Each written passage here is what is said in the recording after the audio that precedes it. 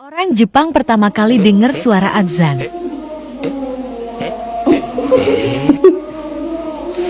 Allahu Akbar. お祈りしましょうとか、お祈りしてください。One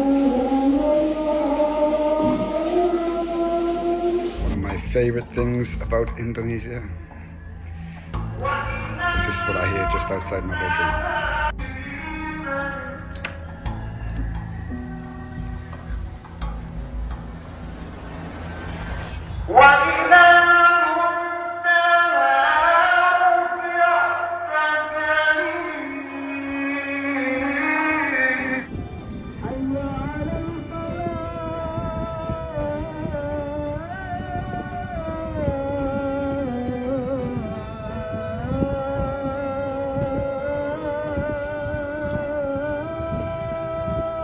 ما شاء الله ما شاء الله للصلاة فصلى كل من بالسماوات.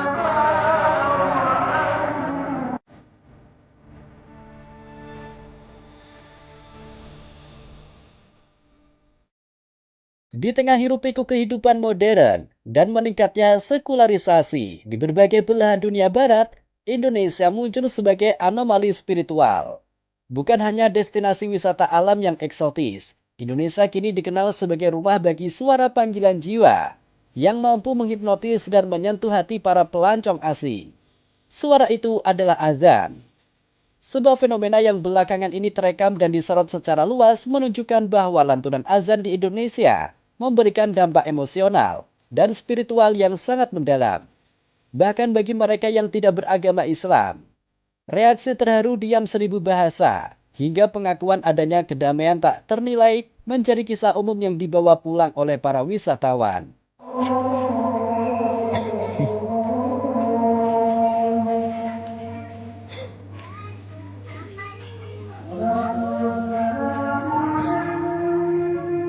For you, Yusuf.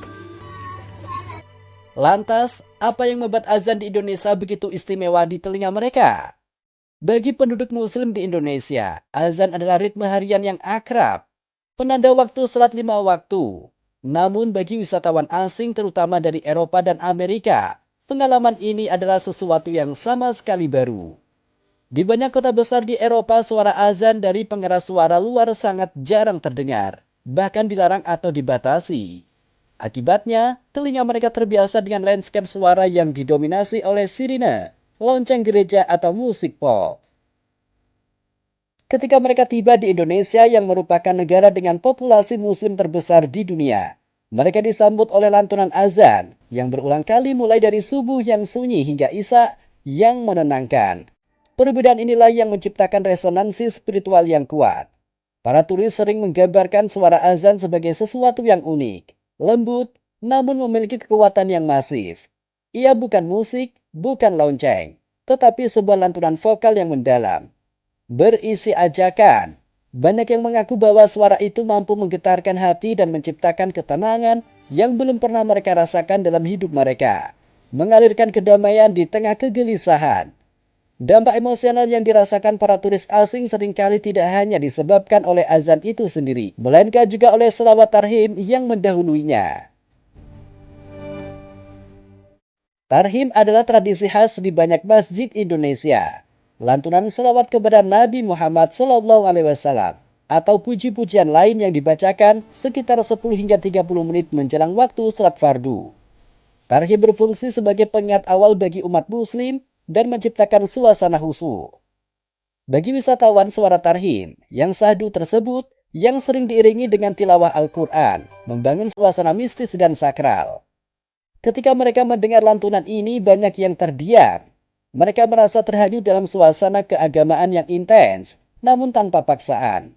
Fenomena ini menunjukkan bahwa Indonesia berhasil memelihara tradisi keagamaan yang tidak hanya berfungsi secara internal bagi umatnya, tetapi juga memiliki nilai estetika dan spiritual yang universal bagi orang luar.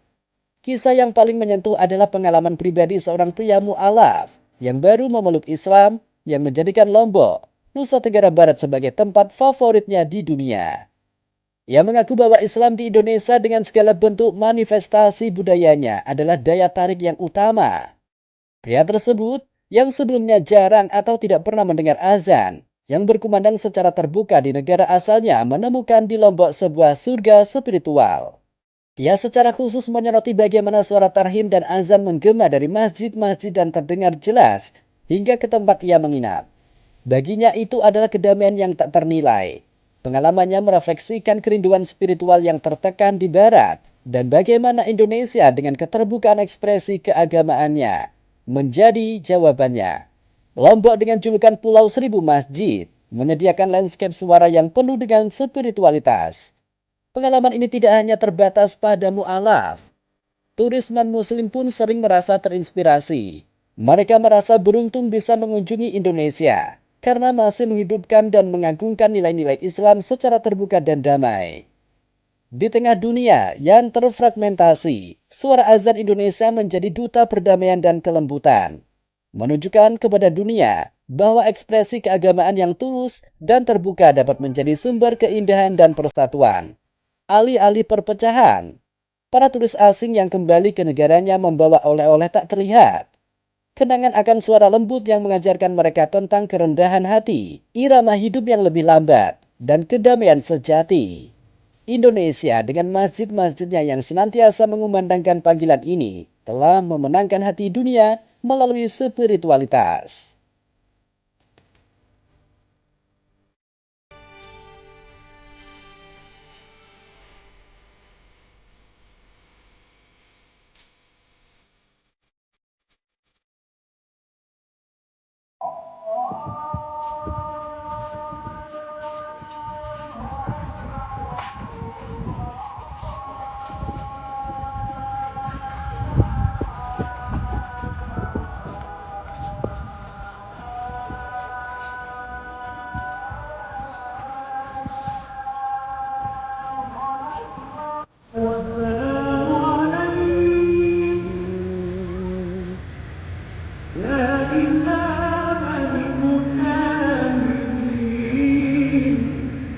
Allah.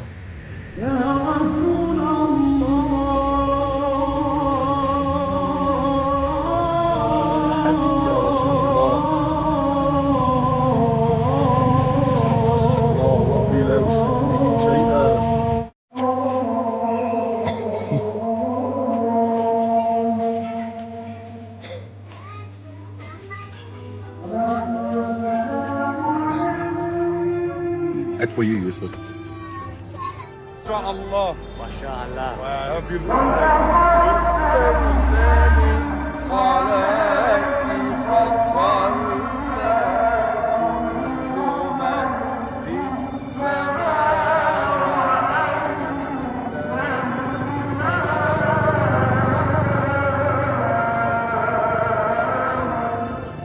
I love this sound.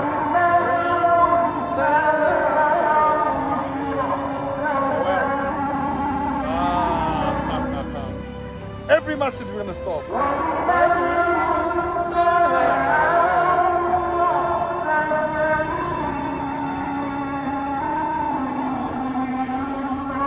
MashaAllah. Host. Go post. Well. ناصر الحق يا رسول الله. MashaAllah, you can hear the Salawat Tarhim. We're on our way back to the port to head back to Bali and back home to Sydney, inshallah. Assalamu alaikum. Assalamu alaikum. Salatu wassalamu alaik. Upler. Just here to the right is the masjid. That's where it's coming from in there. Allah, Allah.